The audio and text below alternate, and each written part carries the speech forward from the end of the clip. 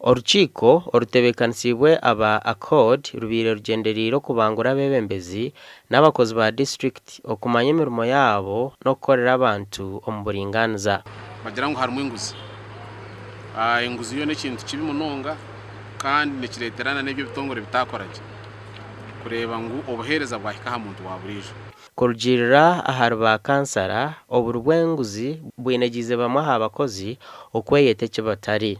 Turigire okutwara hariya twahurira ngo bamwe bari mu kota mwana nabo bari mu polisi tubamemba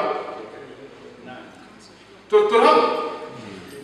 They are those that position themselves as brokers. Kijango mu council there was no true evidence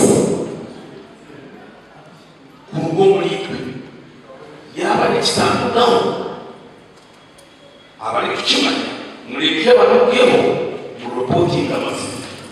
Abantu bajya ngo offices zirimo bushomankuzi nizimanywa konka bikiri kukwataho tiine eki bakozireho.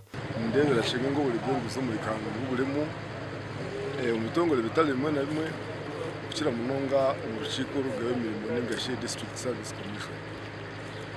Abantu bakahindura members bakahindura komisiri nanka nibagikuza imirimo kawari guzi ibintu mu Katari. And you said you want to speak with evidence.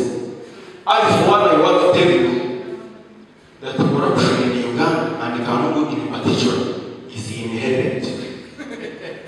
Kenneth Tumuhamye orukurire ebya social services omu district ya Kanungu najya ngo bahereze kukwata abakozi bamwe aba district abakirize kwete eki batari bakahendera bibire sente omu bantu omu muringo ogutahikire. Ibyo bw'abakozi bitu hariho obuguzi bw'enguzi bw'abashuma tureta ni impersonation kweyita icyo tari oyite ni wa service commission niyendaho emirimo ni DPC ni RDC omu district omu birimu meno shage yihe sente ha muntu o wali shortlisted.